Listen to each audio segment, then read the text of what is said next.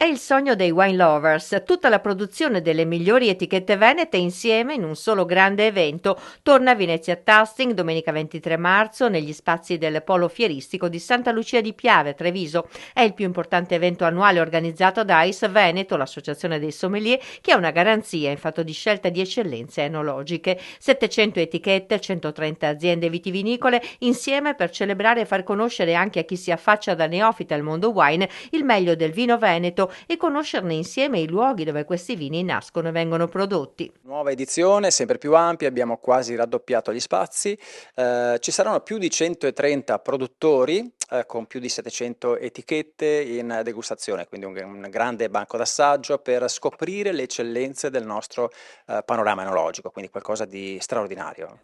Una grande novità è il fatto che i consorzi del vino del Veneto sono parte integrante di questo percorso. Sì, per la prima volta siamo riusciti ad avere con noi 6 consorzi, quindi chiaramente non saranno tutti, ma un buon inizio. Parleremo quindi di Lugana, poi c'è il consorzio di Soave, Lessing di Durello, avremo Custozza, avremo ancora Valpolicella e avremo anche per finire il Conegliano Valdobbiadene Prosecco Superiore. Quindi un appuntamento dedicato ai soci ICE, ma esteso a tutto il pubblico degli amanti del vino. Soprattutto a chi non ci conosce, così ci facciamo vedere, no? Abbiamo organizzato anche delle masterclass e quindi cerchiamo di far conoscere il nostro stile. Un appuntamento di rilievo nazionale che celebra il lavoro di tante aziende regine dell'export che sono ambasciatrici del Made in Italy ed in questo caso del Made in Veneto nel mondo, anche grazie al lavoro dei sommelier. In questa edizione verranno consegnati diplomi e tasse Ven a 300 nuovi sommelier. Per tutti gli wine lover che richiedono un piccolo aiuto per capire come